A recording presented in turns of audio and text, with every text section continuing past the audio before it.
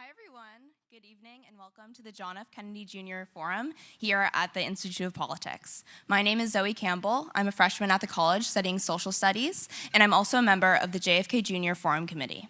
Before we begin, please note the exits at both the park and the JFK Street side of the forum. In the event of an emergency, please walk to the exit closest to you and congregate in the JFK Park. Please also take a moment now to silence your cell phones and join me in welcoming Harvard College undergraduate Yassine Mohammadi.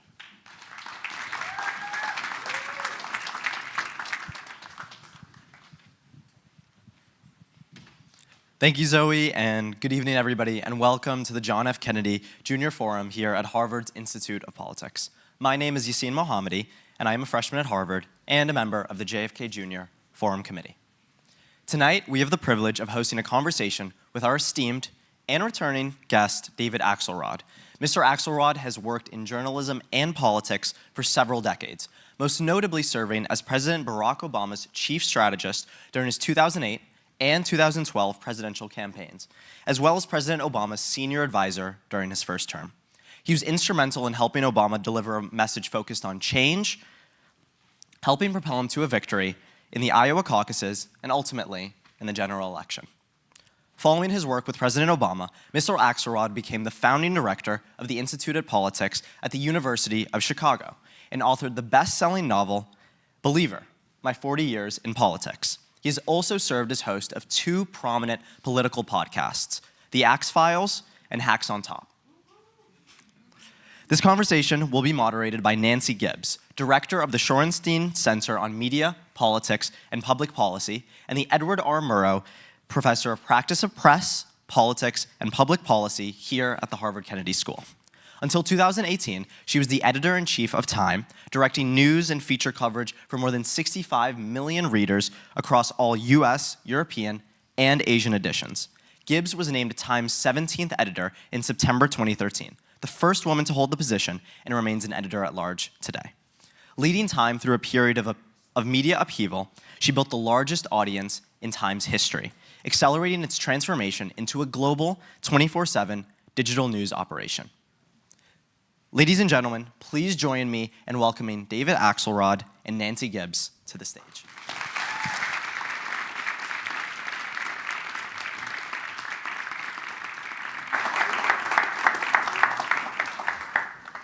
Thank you so much, both of you. And thank you, David, for joining us on this incredibly quiet week. The news gods are sleeping. Yeah, the news gods have insomnia. Speaking of insomnia, I was listening to you doing post-game analysis at 1 o'clock in the morning after the State of the Union. So yeah, Jonathan Martin, who was here, was a fellow here, was our guest. Mike Murphy and I had it, and I have to report that he did the whole thing lying on his couch. He was in agony. Oh. So we appreciated his, because I didn't get off television till 1 in the morning. 1 in the morning. So my social feeds were full of this style versus substance smackdown between, there was nothing about affordability on the one hand, and one after another, here are all the things the Democrats did not stand up for. It was like two different speeches. Yeah. Who won? Well, listen, first of all, the State of the Union speech is overrated as a mover of public opinion, and that's become more and more true because fewer and fewer people watch. Have you seen what the audience was for the speech? I know Fox had 11 million people. Yeah. Which was the highest of the networks. Yeah, but I don't know what the overall number was. Yeah, and I'm sure it was an enthusiastic group. But I actually think that the folks who wrote his speech were smart to do what they did, because one of the problems that Trump has is this sort of persistent lack of empathy and self-absorption.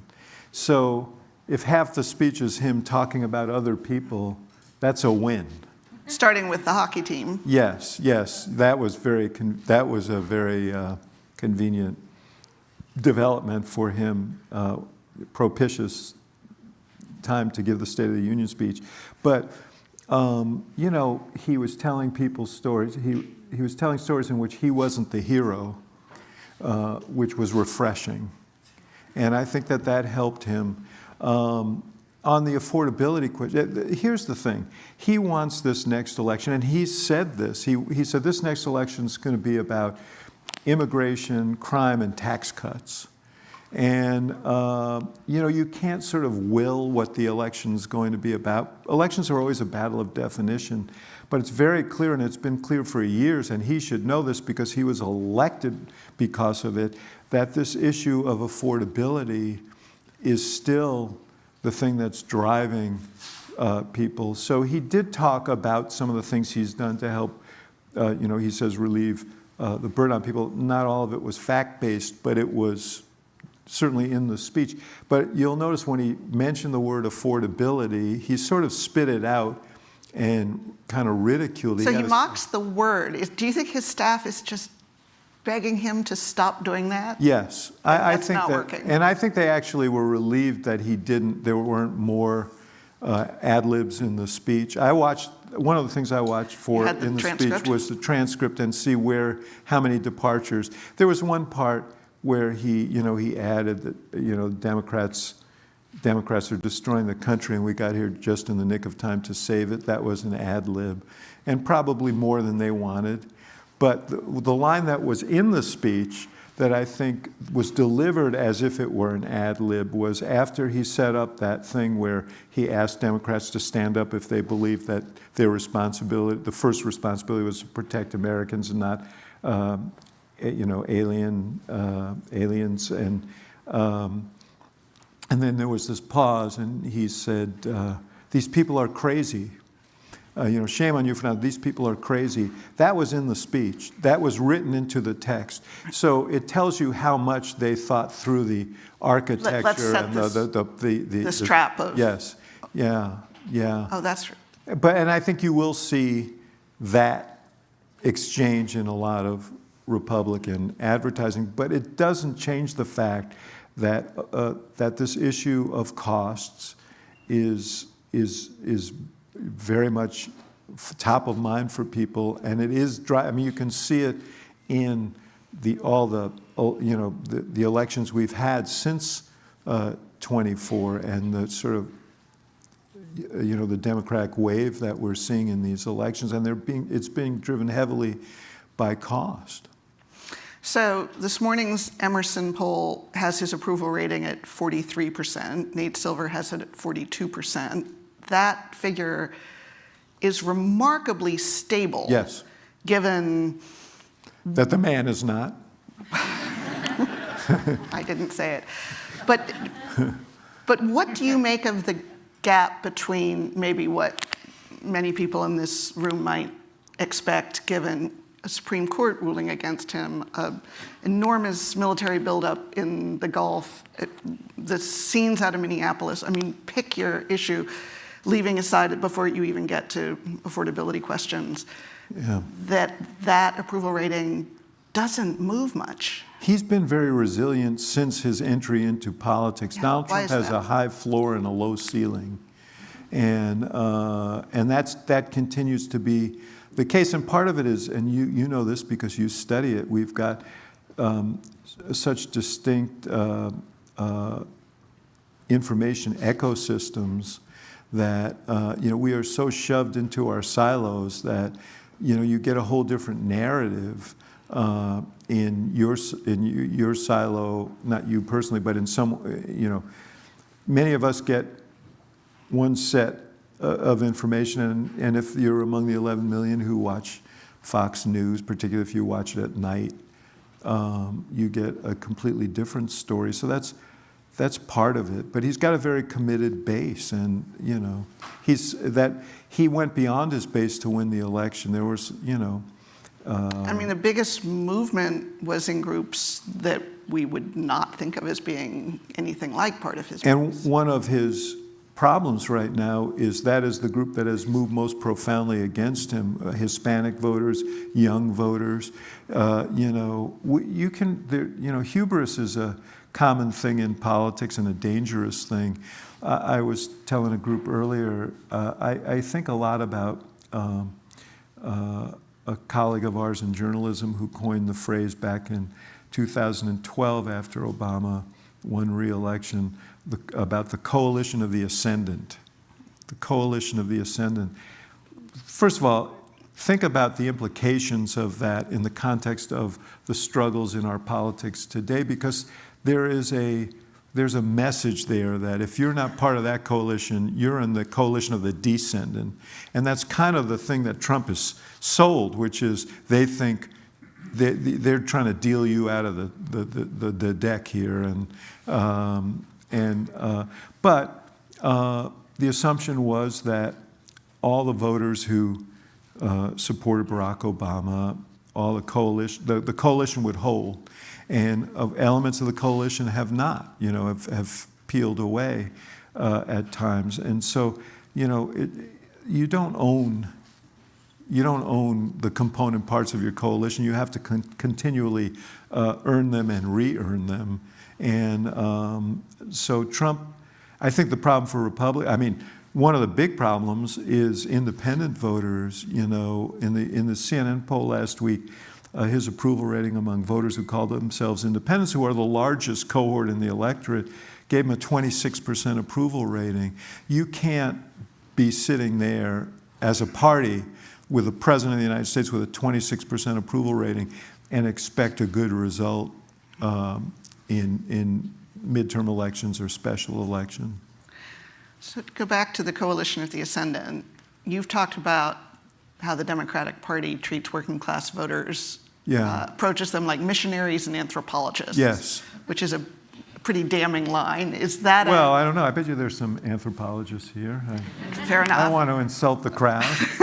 There may be some missionaries. Is that a... Let me just explain. Yeah, because I think the thing that the Democratic Party has to confront is that while it still considers itself the party of working people, and I think very sincerely feels that way, it does approach them a bit like anthropologists and missionaries. And the message is, we're here to help you become more like us. We're going to send you to college, and you're going to become more enlightened, and you're going to make more money, and it's whether it's meant to be disdainful or not, it's read that way. And I always say, the thing that struck me was during the pandemic, I'd venture to say that most of us in this room who were adults at that time probably did pretty well. We may have lost some friends and family, and I don't want to diminish that at all, but most of us who could sit in front of a computer to make a living did better than people who couldn't. And we would come out on the balcony every once in a while, and we'd bang our pots in tribute to the essential workers who protected us, cared for us, made things, shipped things. And then as the crisis abated, as the pandemic faded, these people became invisible again. Well, if they were essential workers then, they're essential workers now, and we ought to treat them with the respect that essential workers deserve. And I think the Democratic Party needs a little bit more of that awareness, because I feel that there are a lot of people, non-college voters in this country, who feel, particularly in small towns and rural areas, but who feel like they're not, that they are looked down on. And this is an issue that I think Democrats have to confront. And it'll be interesting to see who the candidate might be in 2028, but they're going to do better if they have a candidate who doesn't approach them like anthropologists and missionaries, but approaches them like neighbors. So the Republican Party has a very clear leader with various, heirs apparent. Democratic Party does not. Is that an advantage, a disadvantage? Well, it's not unusual, okay? It's not unusual because the party out of power is, we are defined by presidents, that parties are defined by presidents. If you don't have a president, it's a lot less clear. I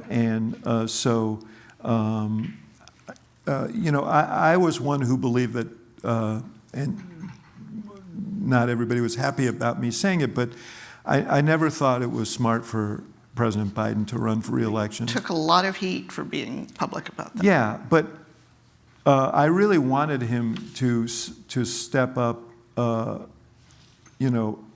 the State of the Union in 2023 and say, I've run my race, I know my assignment, which is to lead us through this pandemic and hand leadership of this country over to a new generation of leadership, and that's what I intend to do. I think he would have changed his own story and may have changed the story of the election in 2024 if he had done that. And I think the party really needed then to have a full-out primary campaign because that's how we test, that's how you learn who these candidates are. I said a long time ago that these presidential races are MRIs for the soul. They test you so thoroughly that by the end of it, people know who you are. And one of the tests is, are you who you say you are? And people find that out as well. But we would have, Barack Obama would not have become president of the United States without that long and difficult primary campaign against a very worthy opponent in Hillary Clinton. That he was tested in so many ways that people felt comfortable by the end of it in saying, I know the guy's 4 years out of the Illinois State Senate, but I've seen enough to believe he can do this. So primary campaigns, I know people have strong feelings about the length and they are absurd in some ways, our presidential races, but they do test you, and the Democratic Party is going to have one, and I think there's going to be a long line of applicants. So right now, New Hampshire just published its first poll, and Pete Buttigieg and AOC are the leading names. Is that just the sort of automatic oppositional, No, I think that Pete Buttigieg did well in New Hampshire in 2020, and he's the kind of candidate who has generally done well in New Hampshire, and I think he has residual strength there. I think AOC is, I think she's not to be underestimated as a politician and as a political figure, and if she runs, and I don't know that she will run, if she runs, she's going to get votes, but it's way too early. Right now the polls show Gavin Newsom and Kamala Harris as the leaders because, I guess, because everybody wants a president from California. But I don't think that that's necessarily going to be the way. And I've said this, Governor Newsom deserves credit. He stood up on when Trump decided to go the redistricting route to change the nature of the election. Newsom responded. He took a bit of a political risk to do it. He's also sort of assigned himself the task of becoming the biggest, baddest anti-Trump troll out there. And that is cathartic for a lot of people because there was this feeling for the longest time that Trump was just running over Democrats. And so I think Gavin Newsom was the Democratic primary winner of 2025. His problem is the primaries in 2028. And I'm not sure that what people are going to be looking for in 2028 is what they were looking for in 2025. I think what people are going to be looking for in 2028 is not a candidate who can stand up to Trump, but a candidate who can lead after Trump is gone and rebuild. And really, I said to this group earlier, there are two ways to approach the post-Trump era if you're a Democrat. One is to say, we're going to restore everything he destroyed. And the other is to say, he's done a tear down. What are we going to build? And are we going to just restore or are we going to renew? Are we going to just, because right now. You don't mean build back better. No. I think what Trump has given, and in some ways savagely, is the opportunity to rethink a lot of what we do and how we do it. And I don't think that means sacrificing your values. But, Trump, look, he is enamored. Everybody used to say he wants to take us back to the 1950s, but really he wants to take us back to the 1880s. He wants to Mercantilist. He believes in spheres of influence, and he believes in that tariffs are the answer for everything. He doesn't believe in civil service. He doesn't. He believes in a politicized workforce, and and then the Democratic Party. Democratic Party, I think, has been responsible for a lot of social progress and a lot of economic progress over the last century. I'm old enough to have grown up in a home where my parents remembered Roosevelt and what he meant to the country. But we have this weird battle right now between the great ideas of the 19th century and the great ideas of the 20th century. And we're sitting here in the 21st century, a quarter of it is gone. And we have all these new problems that have arisen as a result of technology and the pace at which things are changing, that also provide us tools for answering some of these problems.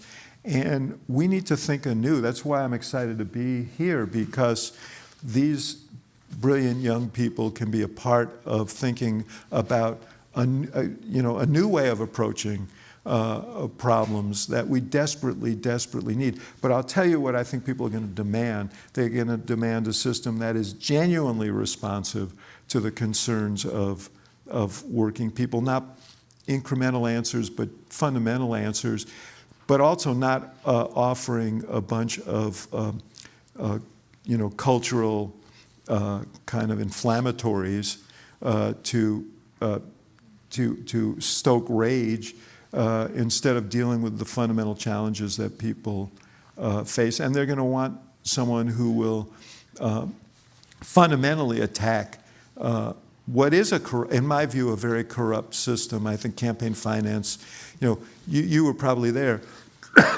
in 2010 when President Obama said, and Justice Alito objected, that the Citizens United ruling had opened the door to massive spending. He suggested some of it could be backdoor foreign spending, but generally the idea was that we were going to be flooded with dark money, and here we are.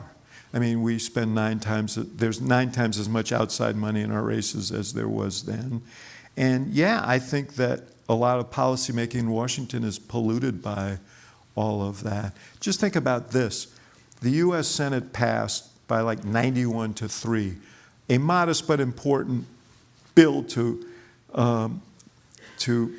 throw some guardrails around social media for kids under 16. This was in December of 2024. The Speaker of the House would not take it up because he said he had First Amendment concerns. Now, it may be coincidental, but shortly thereafter, Meta announced that they were going to put one of their AI camps in Louisiana, about 100 miles from his district. But the cynics among us might make a connection. And this is just one small example of the many ways in which our system, and then you have a president who, in ways that I never imagined. When I came to the White House, I had 2 small businesses. One was a political consulting business, one was a public affairs business, and I sold them both in a matter of weeks for much less than I should have, frankly, but because they're doing a lot better now that I'm gone. But I did it because, my president and my White House demanded that was part of the ethics rules. And secondly, I believed in it. I believed that we should be beyond question. That people should know that the decisions we're making are decisions that are animated by the public interest and not our own private interests. I mean, that seems like quaint now, this whole concept, because we're seeing corruption on a scale that the president likes to say nobody's ever seen anything like this before. He's right on this.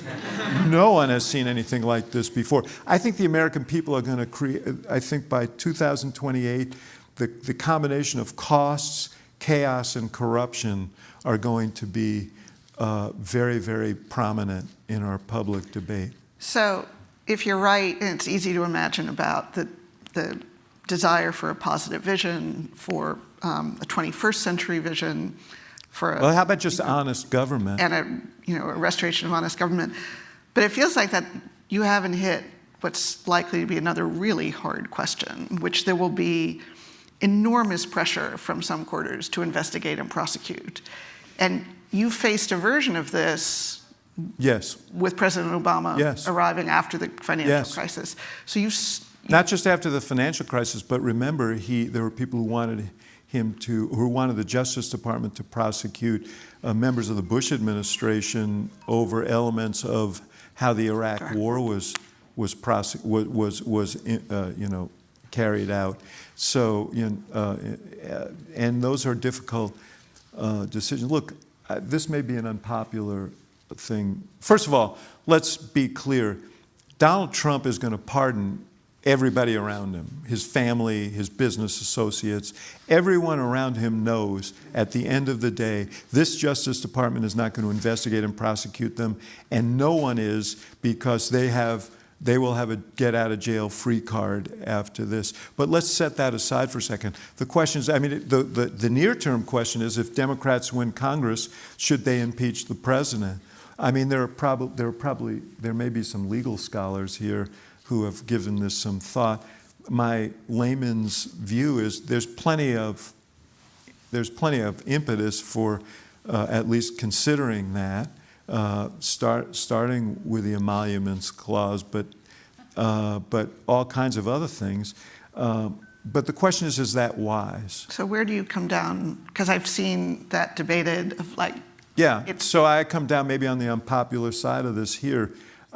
I think it would be a foolish thing to do. I think that that there are things that should be investigated. We should talk about this the Epstein files, which, I and a lot of other people, maybe a lot of people in this room, dismissed as kind of a conspiracy theory thing. And it turns out that, just because you're paranoid doesn't mean you're crazy. Now it turns out QAnon was a lot more right than. I think someone is going to write a history of what this man did, how he did it, who was involved, who funded it, how this international web spun out that is toppling, officials and royals around, or former royals around the world.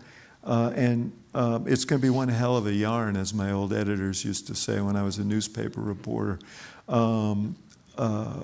So there's plenty there to investigate and should be investigated. The Congress has a responsibility that they have abdicated to play an oversight role, and they should.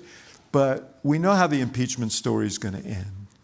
And I think most Americans will react to it by saying, I just want someone to focus on my life. I want someone to begin focusing intensely on these kinds of barriers to my success.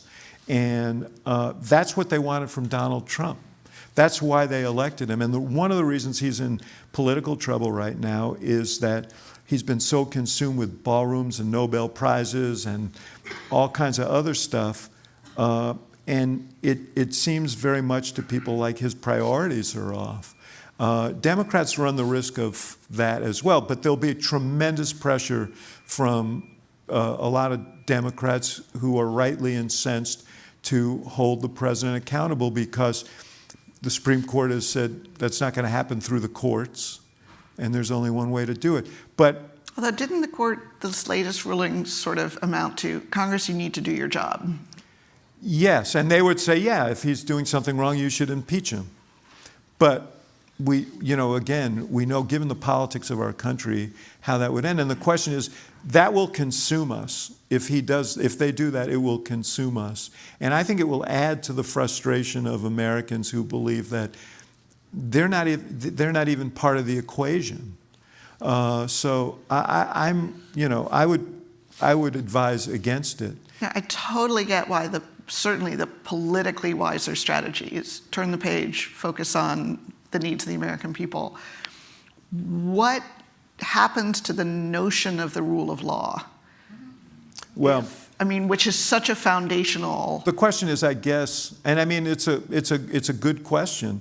Question is the rule of law served by a Democratic Congress impeaching the president again and a divided Senate? It could be a Democratic Senate, likely a Republican Senate, but not absolutely certain that it would be. But the idea of 67 votes to convict, we kind of know how the story ends. So we have to understand it will be a statement. It will not be an action. And I guess I'm thinking less about impeachment, because you're right, and it will feel, like a performance and all of those. But I'm just wondering about, down through different agencies. Oh, I think there's a responsibility to do that. There's so much going on right now that warrants. I'm not saying that Democrats shouldn't investigate it, and we were talking there about why journalism is so important. And I started in journalism. I'm sort of got one foot in it now, and I believe deeply. There's a reason it was part of the First Amendment. It is essential a part of free society, that people know what's going on in their own government, and that people be held accountable. So I believe, yes, Congress has to do that, but Congress has to do, it has to walk and chew gum at the same time. That can't be the sole purpose of Congress for the next 2 years after that, or I think they're going to jeopardize themselves in 2028. So what does the 2028 version of hope and change look like? Well, I think change is obviously going to be a part of it, and hope should always be a part of it. I'll tell you what I think about 2028. I've been thinking a lot about it because people ask, well, who's going to be the candidate? And it's like, damned if I know. But I don't think anybody really knows at this juncture. People may think they know. But I think we can begin to start thinking about what qualities people want. And when I was advising President Obama, Senator Obama, about running, I wrote this memo and I said, the history of this is that the incumbent president defines the next election, whether they're running or not. And people never, ever elect the replica of what they have. They almost always choose the remedy, even if a president's popular. And so the question is, in Trump's case, what is it that they want to remedy? Because there are a lot of candidates for that. What qualities of his do people...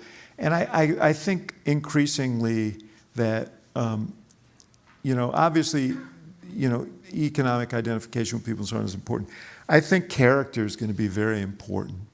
I think that there is a widespread, even among people who voted for Donald Trump, there is a recognition that, there are deficiencies there in terms of integrity, honesty, empathy, and I think that those qualities are going to be important. I think that if you're looking for a parallel, I've been thinking a lot about the campaign of 1976 after Watergate. And people don't remember. We think of Watergate as a burglary. Watergate was a much more expansive scandal than that. That involved... Including a politicized Justice Department. And CIA IRS. And FBI.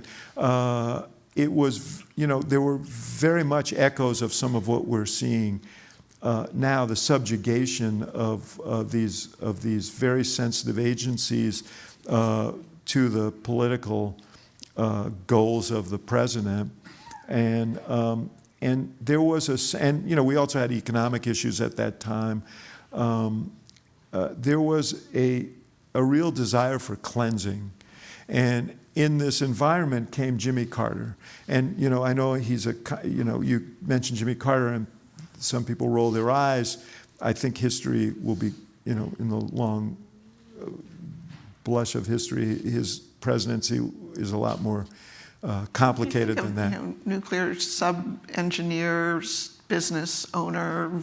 Well, I think the main thing was he was, this peanut farmer from Georgia who was a Sunday school teacher who said, "I'll never lie to you," and talked about a government as good as our people. I think that, I'm not saying that it will be precisely the same, but I think after 4 years of this, there's going to be a real desire for cleansing. And I don't think that candidate's going to come from Washington. I think that candidate's going to come from outside of Washington, and maybe outside of politics, completely. But I think the usual formula is not going to work. So I normally wouldn't raise a state Senate primary campaign, except it feels like, for everything you're talking about, the Texas primary is a parable of politics in our time. On both sides. On both sides. Yes. And besides incredibly high stakes and already 60% higher voting already in the early voting, what should people be watching for, and what will we learn from how that plays out that'll tell us something about? Yeah, it's really interesting because on the Democratic side, you have James Tallarico, who's a state legislator and seminarian. Jimmy Carter incarnate, not quite, but very much in the spirit of what you're talking about. Yes. And then you have Jasmine Crockett, who's a congresswoman from the Dallas area, who is very much very outspoken, very much a Trump troll, and as and is I think has strong support among segments of the progressive community and so on. That if you look at sort of the conversation in that race, a lot of it has to do with winning, who can win. That's part of it. But the Tallarico message is, I think, a message that can travel. I mean, I'm not saying he's going to be the candidate, and if he gets elected to the Senate, he's going to be a senator, and if he doesn't, I'm not sure that he can then make that pivot. Beto O'Rourke tried that; it didn't work well. But I'm thinking more about his approach is, I'm going to appeal to people across. Listen, I think the other thing party. people are tired of is, and this is a concern of mine that runs very deep.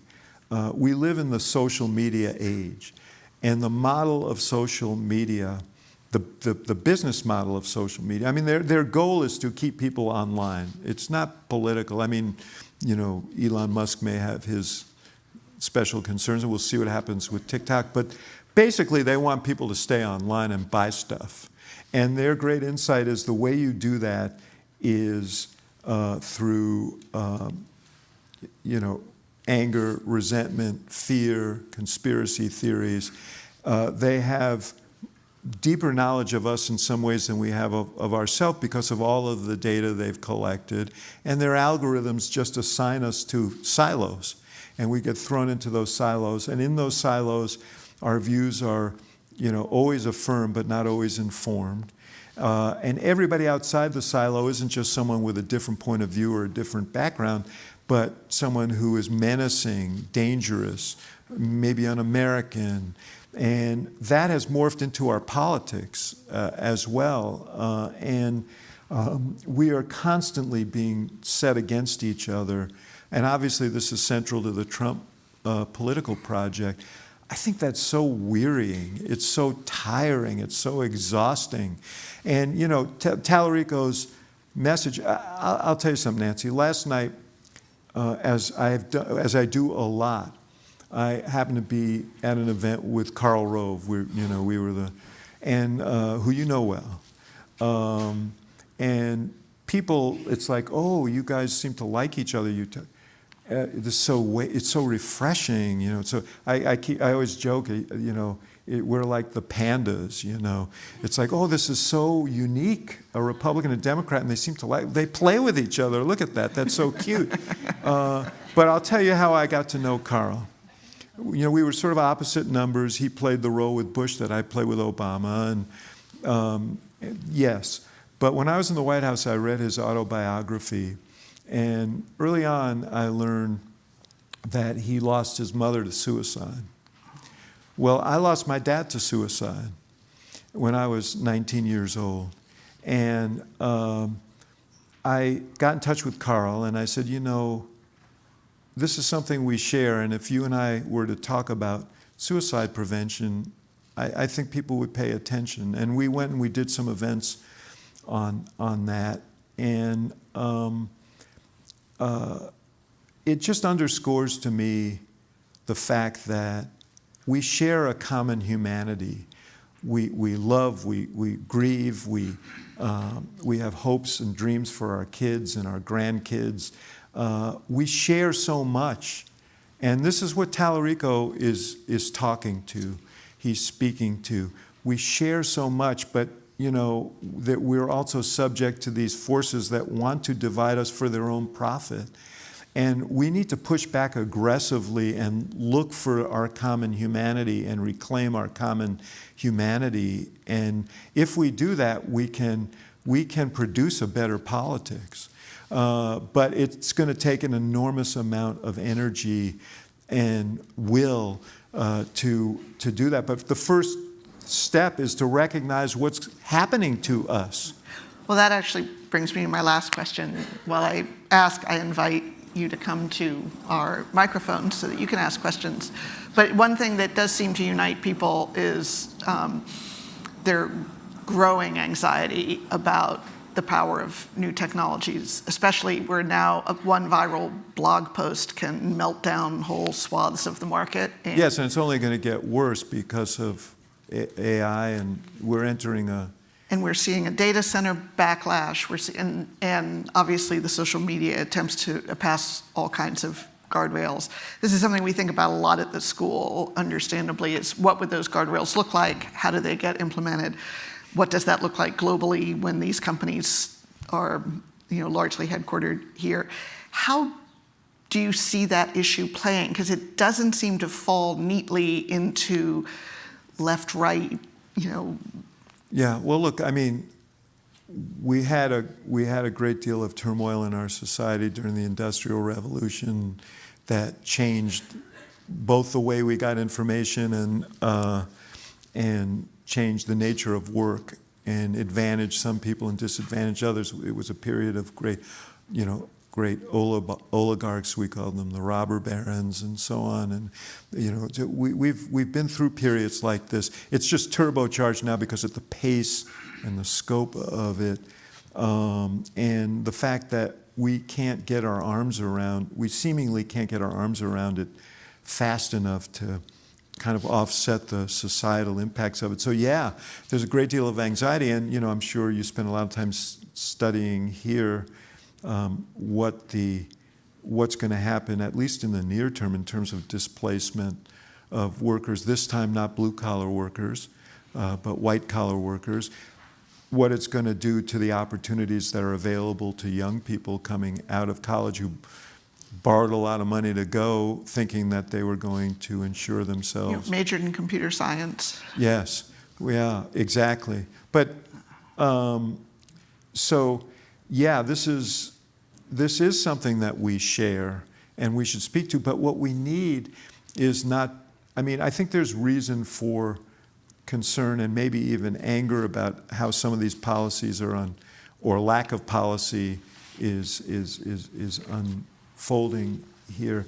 But what we need is wisdom. What we need is a recognition that we are going through this together, and we need a strategy for how we're going to handle it so that we're not leaving people behind in large numbers, and that people are not being disadvantaged in ways that are, beyond what we should accept. That's a gauzy concept, but we need, what was striking about that State of the Union speech, not surprising, but was the only mention of AI of the president's was to say he was going to compel the big tech platforms to, generate their own electricity. Just parenthetically, I should point out that his sons at the end of last year merged with some sort of fusion company. So I'm sure the president has some suggestions about how these companies might generate this electricity, there was no mention of the rapid changes we're going through and the impacts it's having on people's lives. I would really love to have a president who helped lead that discussion and engage the brightest people in our country, but also, bright people not just from academia and industry, but people from across the economic spectrum to say, what do we do? What are the things that we can do, to help blunt the sharper edges of this? Because the progress, there is progress here. We have the capacity, because of the way technology is unfolding and the rate at which it's unfolding, to help solve some of the greatest problems facing humanity or destroy us. And so it seems to me this would be worthy of a few sentences in a State of the Union speech. But I know he had 20 people he needed to give Congressional Medals of Honor to, and Medals of Freedom. So, I hope that this is part of I honestly think the country will respond to people who are honestly and openly trying to confront this moment and not just exploit it. I want to make sure I see people. Why don't I start here?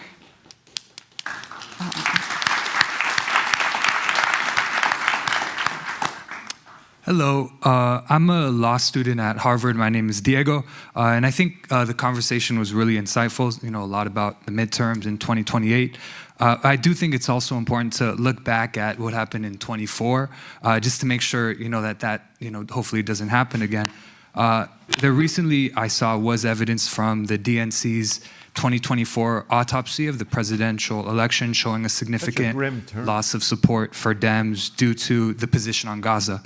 For me, I've been a Democrat my whole life, but after seeing that Democrats couldn't draw a line on genocide or even acknowledge that it happened, it really made me not want to identify with the party. So I guess my question to you is, do you agree, one, with the International Association of Genocide Scholars and countless other human rights groups, that what happened in Gaza was a genocide? And what do you tell someone who feels very disaffected by the party after seeing that? How could we bring people back in? From a personal level and a societal level. Yeah. No, I know this question gets asked a lot here and elsewhere. I run, I founded the Institute of Politics at the University of Chicago. I hear these same questions on that campus and a lot of places. What happened in Gaza was a horrendous thing. Genocide has a particular term, but the impact of it was that 70,000 or more people were killed, millions were displaced. And I will tell you this, my father was a refugee from the pogroms of Eastern Europe. He told me, he talked to me about stepping over dead bodies when he and his father went out to look for bread. His home was ultimately blown up and they fled. He was separated from his family, and it was a miracle that he found them. That was because they were Jewish. So that's, all of that is deeply ingrained in me. And I was ripped apart by what happened on October 7th, and I was ripped apart by what happened after October 7th. I don't believe that I don't believe that we owe unquestioned allegiance to the government of any country, including Israel, when they engage in practices that are unconscionable. So that's just that's what I believe, and I hope that I also I don't want to get deep down into this whole discussion because It's a long discussion. Yeah, no. it is a long discussion. I know that there's a lot of passionate feeling about this and anger and heartache. I don't want that to be the occasion for more anger and hate. And I mean, we've got to find a way to acknowledge that, and I certainly do. I certainly share it, but not see it be exploited in ways that are unproductive. I don't know if that answers your question. But. No, it does. I appreciate that answer, honestly. A lot. Thank you. Over here. Hi, Dwight Hutchins, Dean's Counsel and Kennedy School, 96, so decades ago. Grew up in Georgia, so Jimmy Carter was, was there when he was governor. Sadly, also from the town that Marjorie Taylor Greene represents or did. My question to you is, I mean, you brought up the cleansing that was needed after Watergate. That felt like a rupture. We just lost Jesse Jackson. The 60s was a rupture. This feels like a rupture. I mean, the politics aside, the things that we got warships, approaching Iran. We've got NATO. We've got issues of how we're handling the Middle East, and yet, like you said, the approval rating looks about the same as Biden's, right? I mean, it's like at the same level of dissatisfaction, and the amount of blowback or pushback is kind of go outside, bang your pans like we did during COVID, then go back to our daily lives. Where are we, and how do we get to some place where we're addressing real issues, whether it's Social Security, whether it's the debt, whether it's our relations overseas? Well, there's a lot in that in your question there. I mean, to the last part, I would just say one of the things that has been true of politics for a long time, maybe truer today, is that, and a very bright young woman in the group I spoke to before asked the question, like, how does the political system deal with big long-term challenges? And the truth of the matter is that it's very, very hard. When we did the Affordable Care Act, I was the advisor to the president on politics, and I told him, 7 presidents have tried this, 7 presidents had failed, some to great,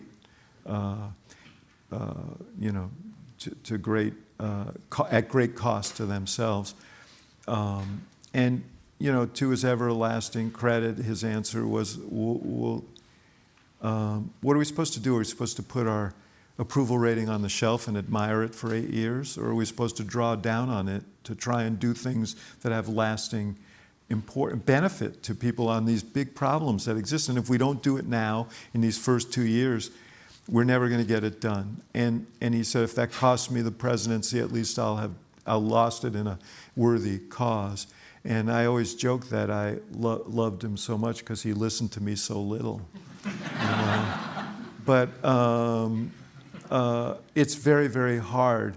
And the question is, do we did accomplish that, but do you reach tipping points where people are willing to say, we need to rethink some things on a large scale? I'm hoping that, this is what I meant. I mean, Donald Trump, he's torn down a lot of stuff. Some of it, to be honest with you, probably needed to be torn down. I spent 2 years in Washington, and I came there sort of naively and asking questions like, why do we have 3 agencies dealing with trade? Why don't we just have one? And it's like, it's like, well, who would lead the one agency instead of the 3? And there was never, it was like, it has, this, there's a kind of logic to the town that doesn't make sense. That never happens in academia. Yeah, I'm sure not. So, we need leaders with the will to try and to kind of make the case. And I'm not promising that will solve the problem. In terms of the other, though, I just point you to the fact that forget about, the president's approval rating, yes, it's stable, but it's low. And, just to cite the history of midterm elections, there have been 39, since 1940 there's been 39. Only twice has the incumbent party, White House held party, gained seats in the Congress. And that was when each president, it was George Bush after 9/11, and it was Bill Clinton in 98, and the economy was roaring, and both of them had approval ratings in the 60s. Donald Trump is sitting around 40. Maybe a little higher, maybe a little lower. Rating disapproval has gone way up. Weird. His disapproval is now over 60, and his strong disapproval rating is close to 50. He's not in good shape. But the thing is, there's one thing in our system that is supposed to be a corrective, and that is these elections. And every election since 2024 has been very much in favor of Democrats, and I think they're expressing their view of him. And I think that will, if we have an election that proceeds as it's supposed to, I think that you're going to see a very strong vote against the policies and practices of this president. And I think that could carry over into 2028. So, all I'm saying is don't be too despairing here, because we do have a self-correcting system. And what we just have to be sure of is that the wheel of democracy is awesome when it turns. We just have to make sure that no one's throwing sticks in the wheel to keep it from turning. I think that's my biggest concern right now. So I know there was more in your question, but I got other people here. But thank you. Thank you. Do you have a question? Okay. I think we have time for one more quick question, so I'll go back over here. Well, that's good. I have 29, so I'll only start got with number 1. You've said a lot about a personality, a person to run, and you've named a number of people. But what I really think is, you said rethinking things in a large scale, and you said strategy a number of times, and they don't exist right now. But the smart people behind the bozo Trump have that, and it's called Project 2025. It's not only a strategy, it's the script. What's ours? Well, first of all, let me And say, who is going to write it? let me just say one thing about that. If I'm right about that, I don't know. You sound pretty sure of yourself.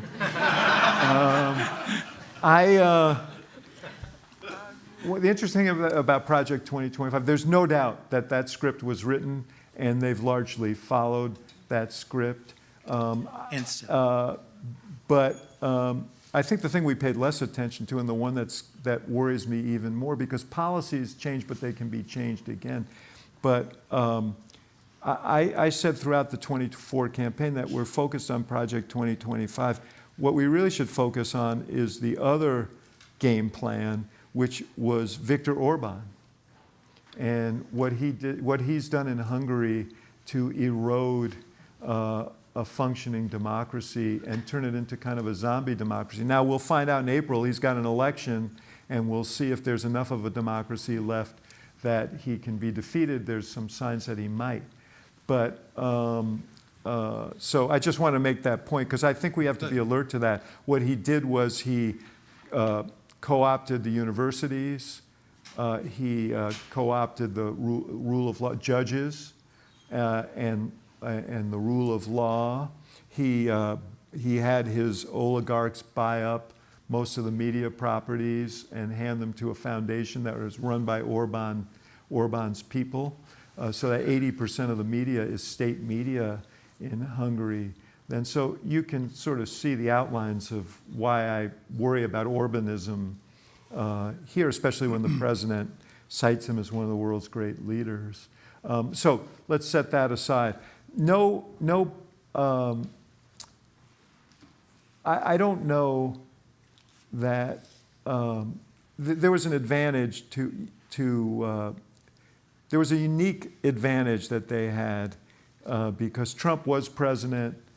A lot of the people around him experienced that presidency. They saw what worked, didn't work. They saw where the vulnerabilities were and so on. And all that went into Project 2025. And it was in service of him. I mean, he was a vehicle, but it was also in service of him.